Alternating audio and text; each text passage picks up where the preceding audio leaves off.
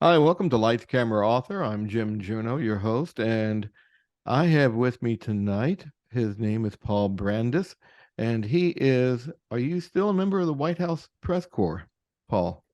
I work from home a fair amount because there's not all that much going on at the White House these days in terms of news conferences and so forth. But officially, I still am. All right, yeah, that's great. Yeah, I know, and you still write a column for USA Today.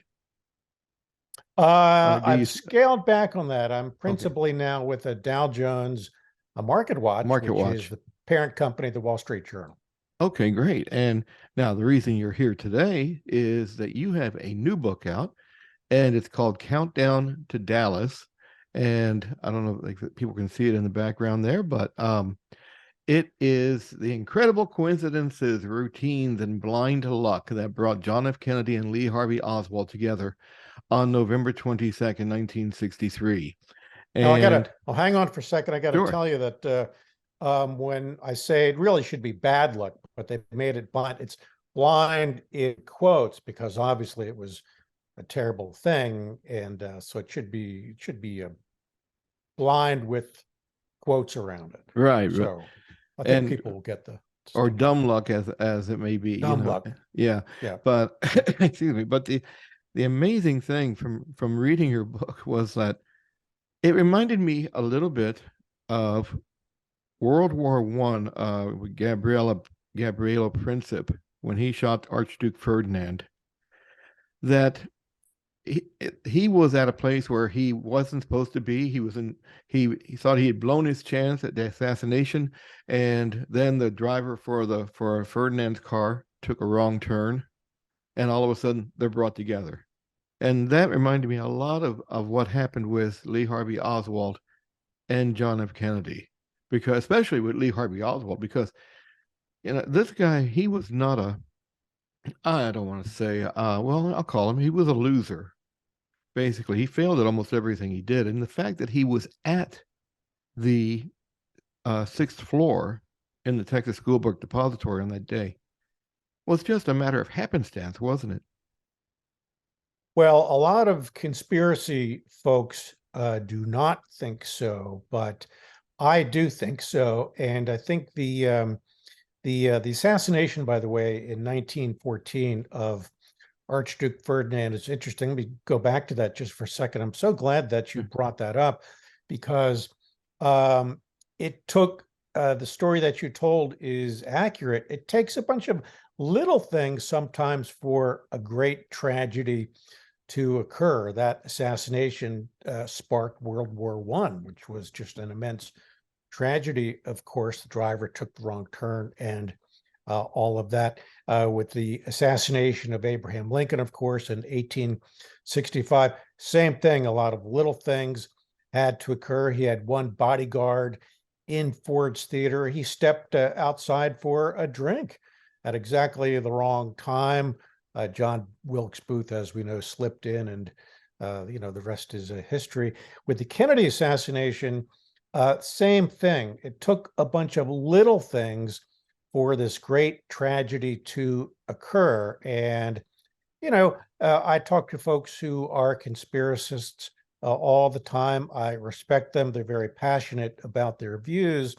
But I think the healthy thing to do here when studying this, again, a great tragedy, Jim, is to really take a deeper dive into some of the little things like these other tragedies that we spoke of that really enabled this to happen. One, for example, is people think it's kind of fishy, for example, that Oswald got this job in the Texas School Book Depository just 5 weeks before President Kennedy's motorcade came by. Gee, that sounds awfully fishy, isn't it? Well, if you take a deeper dive, you mentioned up front that Oswald was pretty much a loser. He failed at everything he did. That's true. When he came back to the United States in June 62 from the Soviet Union, he tried and failed at a couple of different jobs, was fired from a few of them. He could not hold even the most menial job. And in October 63, he had just gotten back from Mexico City, which is another discussion in and of itself. But he gets back, I think, on October 4th, 1963. He's desperate. He needs a job. His wife, Marina, had just had a second child, for example. He needed money desperately. She, meantime, was estranged from him, living out in Irving with Ruth Payne. She left him because he was a wife beater. He beat her mercilessly, did not allow her to learn English. He was very controlling, on and on and on. That's one thing that conspiracists either overlook or have a hard time admitting. He was not exactly a model husband. He was an okay father, although not a very good provider, but as a husband, he was atrocious. That is what Miranda herself told Ms. Macmillan in the really interesting book, Marina and Lee, which is written after the assassination. Anyway, so Marina is living out in Irving. One morning on October the 14th, 1963, some of these suburban moms in Marina, they're having kind of a little suburban wife coffee get together kind of thing. And the subject of Lee's unemployment came up. He needed a job desperately. And one woman at this coffee, Jim, said, well, my brother, Wesley Buell Frazier, just got a job at this place downtown called the Texas School Book Depository. And I think they might be looking for some extra help. So Marina, whose English was not good enough, Ruth Payne was convinced to make a call. She helped set up a job interview for Lee. He goes down there, gets the job. It's just, menial manual labor. On his job application, which I post in this book, he lied about a whole bunch of things to get the job. He said he'd been just out of the Marines and so forth. He lied about things big and small, sometimes for no reason. So anyway, he gets the job thanks to all these suburban women who, came to his aid. So he gets the job at the depository. But here's the interesting thing here. In 1963, the Texas School Book Depository had two different locations. Roy Truly, the superintendent, nearly assigned Oswald to the other location, which was nowhere near Dealey Plaza, before deciding, well, I really could use another guy at the Dealey Plaza location. So that's how Oswald got the job. He started the next day on October the 15th. So if you think that his getting the job at the depository was a conspiracy, well, then all of these suburban women and Roy Truly, the superintendent at the depository, boy, they must have been in on it, because thanks to all of their efforts, he got that job. And it violates what is one of the cardinal rules of a conspiracy, which is the fewer people who know, the better. So are you suggesting that all of these suburban moms and Ruth Payne and Roy Truly and so forth somehow were in on it? So the fact that he got the job is not all that fishy if you look at the backstory.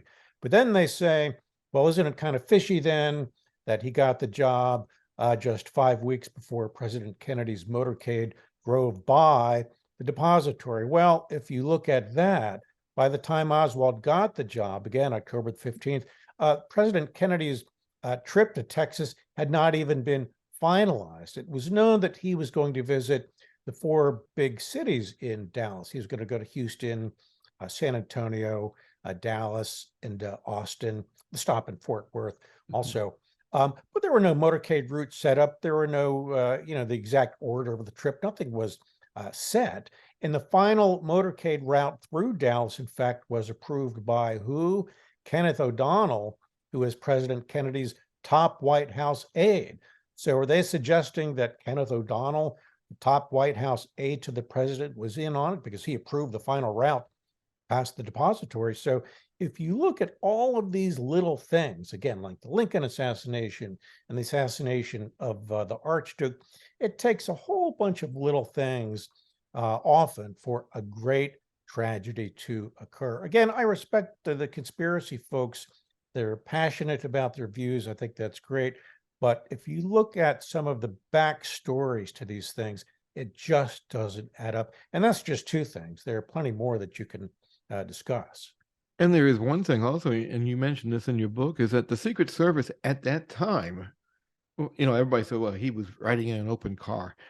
But that's what presidents did back in that era. It's not like today where you'll never see a president in an open vehicle. Um, and plus, the Secret Service, Kennedy himself was kind of like his own worst enemy when it came to security. He didn't want the Secret Service in the way. He wanted to be seen by the people. Well, there's a chapter in the book called A Different Era. And I think you are right when you say that. It really was a different era. And I go back, in fact, to presidents 50 years prior. Presidents are politicians. They like to be seen by people, by voters, which one of the principal reasons for the president's trip to Texas, of course, was to shore up Democratic support, was to heal this rift within state Democrats and so forth. He wanted to be seen by as many people as possible. Franklin Roosevelt rode in open cars, even though he barely escaped an assassination attempt in Miami. Right. Just 3 weeks before he was even inaugurated, he continued, for the most part, to ride in open cars. Harry Truman was famous for taking a walk throughout downtown Washington every day, very often with one guard with him, maybe one or two behind him at a distance. So I point out in the book that, and Dwight Eisenhower as well.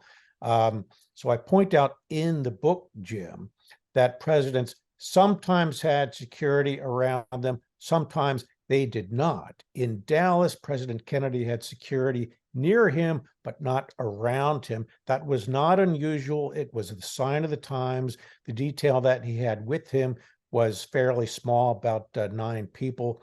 I think it's just the way it was. And for people who think it was kind of fishy that they were in the follow-up car that day, no, it was quite normal. Again, sometimes they were around him, sometimes they were not. And this is not anything that was particular to President Kennedy. As I pointed out, it goes all the way back to prior presidents as well. Again, folks need to take kind of a broader data sample, if you will, and examine what other presidents did and examine the times in which people lived back then. It was, as the chapter says, a very different era.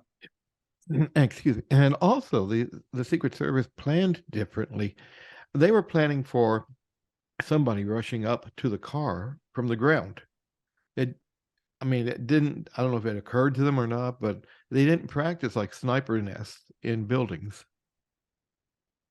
Well, there's no question that the Secret Service was underfunded and understaffed. Agents worked just horrendous hours, were on the road all the time, were often tired. And of course, it's no secret that the very night before, they got into Fort Worth quite late, and a whole bunch of them went out eating and drinking at a club in Fort Worth. Absolutely no doubt about it. And I do agree with a lot of writers on this that there's no question that they could have been sharper the next day. Huge letdown and that kind of thing. There have been lapses with the Secret Service to this very day, in fact. But that kind of thing back then, again, with a very small detail, was unquestionably a contributor on some level to this tragedy. With the thing about the snipers' windows, there's no question that that they could have done, should have done a better job of scanning all the windows. On Main Street, there were windows all over that were open. There were people hanging out of the windows, no doubt about it. When they got to Dealey Plaza, everybody kind of let their guard down because the crowds had thinned out. They approached the depository and people unquestionably saw the depository. They did not see anyone in the 6th floor window as the limo approached. People did see someone in the window in the minutes prior to its approach, someone who looked like Oswald, was later identified by a couple of people as Oswald. People saw a man with the gun into the window, those kind of things. But in those final moments, as the car approached, uh, Oswald was not really visible, although in one film, this famous Hughes film, there's kind of a figure in the window moving around a little bit, but there's no rifle is visible. So you Uh, can look at these videos and images all day long and see what you want to see and all the shadows and so forth. But again, it's very different era. And people also think, by the way, that it was kind of fishy, Jim, but why did the car have to turn right onto Houston Street and then make that sharp left turn onto Elm Street? Why didn't it go all the way down Main Street before turning off onto the Stemmons Freeway? The traffic pattern was not set up that way back then. You had to turn right onto Houston and then left onto Elm. And unfortunately, that meant a slowdown as the car made that sharp left turn onto Elm. Again, it was one of those little thing after little thing after little thing that put Kennedy and Oswald in the very same position for a few fatal seconds. And I think that's one thing that makes this tragedy, just even to this day, just so difficult to swallow and accept. It seems unacceptable that someone like Lee Harvey Oswald, just in a matter of seconds, could so easily, so casually wipe the most famous, the most powerful person in the world just off the face of the earth in just a couple of seconds. It just doesn't add up. Surely there must be a broader explanation. Surely there's a conspiracy because we can't process something like that. But that's the way it went. and in those days, also in that era, that nowadays, now I hear you, little puppy. Nowadays, people are used to the motive that I want to kill somebody famous, so I will be famous.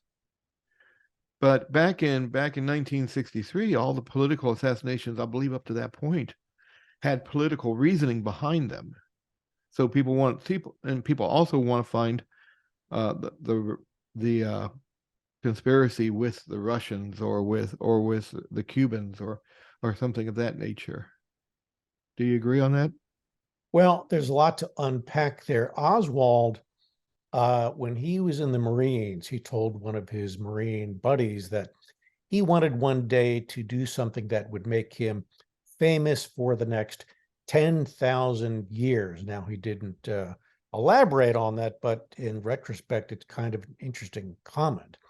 Also, when he was in the Marines, he spoke at least once about wanting to kill President Eisenhower. A lot of folks don't know that, but he did.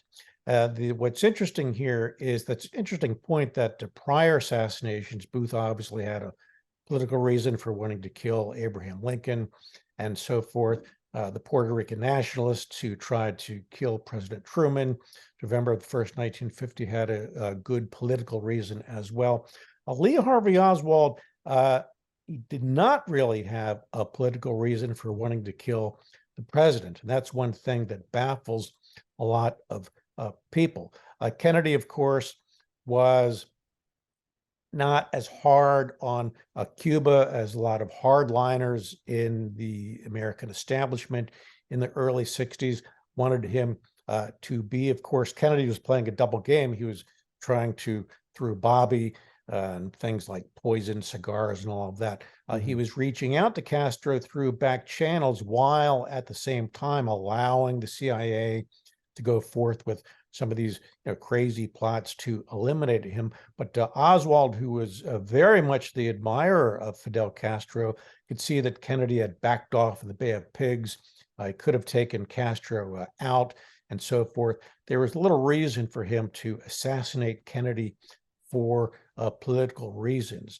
So then people say, well, why did he do it then?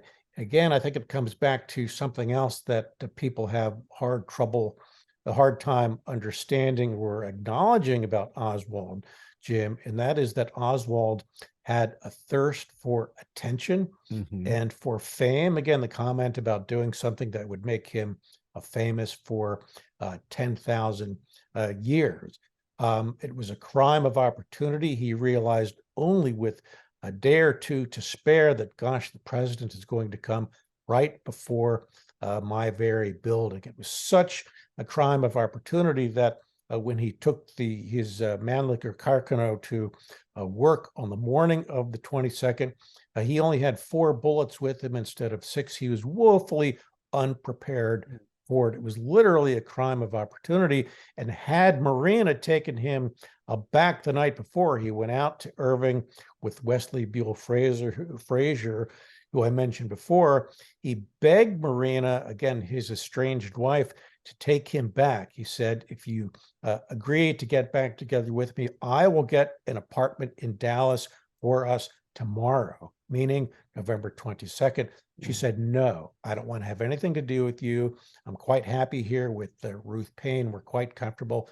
Thank you, but no thank you. It was the final rejection for Oswald. It was only then that he reached for his gun.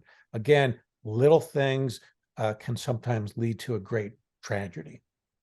And also to extend this a little bit, talking not to go away from the Kennedy Oswald connection, but the Oswald Ruby connection. If Oswald, I read someplace where if he said if he didn't want to change shirts or sweaters, then him and Ruby would never have met each other or never been in the same place. Well, that's true. I don't cover that in my book. I just this book ends with President Kennedy turning left onto Elm Street, and of course we know what happened after that. But that is true. Ruby was, if you're familiar with what downtown Dallas was like in 1963, Oswald's being held in the municipal jail. There's a Western Union office about 1.5 blocks, 2 blocks away. Ruby, of course, who owned strip clubs, had a stripper who needed some money. He's at the Western Union office waiting in line to send this money to the stripper. If you look at the timeline, the Western Union data, when the transaction was processed and so forth, he left the Western Union office with just a minute or 2 to spare to get down into the basement of the municipal building where Oswald was being held. If this was some kind of, well thought out plan, why would he cut it so close? Why would he even go to the Western Union office and stand in line, not knowing how long it would take for the customers ahead of him to have their transactions processed? It doesn't add up. Yeah. And to your point about Oswald and the sweater, Ruby gets into the basement with literally about a minute to spare. What people don't know, Jim, I'm so glad you brought this up, because Oswald was coming down. He realized, oh, I want to go back and get my sweater. It's that black sweater, of course, famous photo of him being shot. Goes back up to retrieve that sweater. That took about 3 or 4 minutes. Had he not gone back to retrieve that sweater, he would have left in the sort of the paddy wagon that they had for him, and he would have left. Ruby would have been too late. The sweater is really a fascinating detail that a lot of people don't know, but it might not have occurred. Amazing.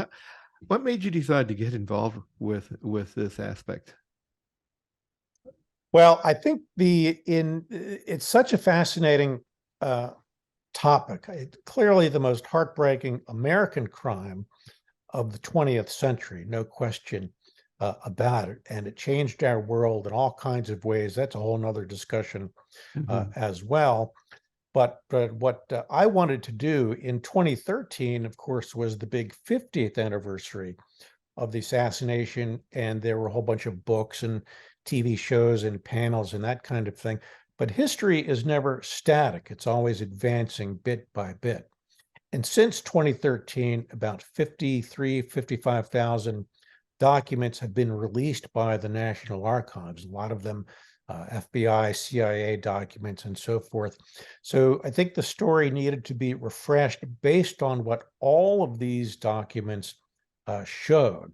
So what I did was, in conjunction with reviewing as much of that as I could, I brought in people on both sides of the issue, both conspiracists and people who think that Oswald did it by himself. I wanted to tell both sides of this story here. So I talked to folks who are conspiracists, who are convinced that Oswald had nothing to do with it.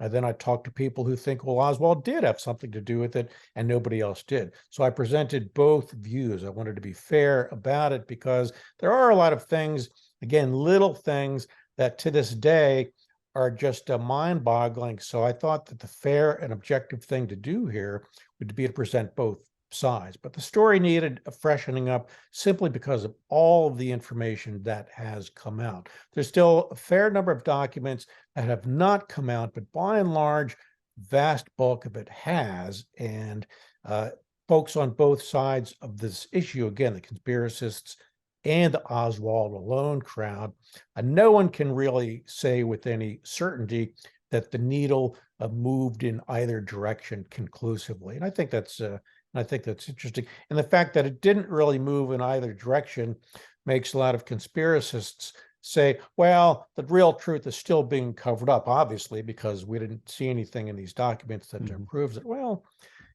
opinions are very different than actual facts. Just because you think something or believe something, I'm still of the belief that you have to have hard, verifiable proof of something. Call me old-fashioned, but the fact that it doesn't exist doesn't mean that there's a conspiracy. It doesn't mean there wasn't one, but it's hard to prove, a negative like that.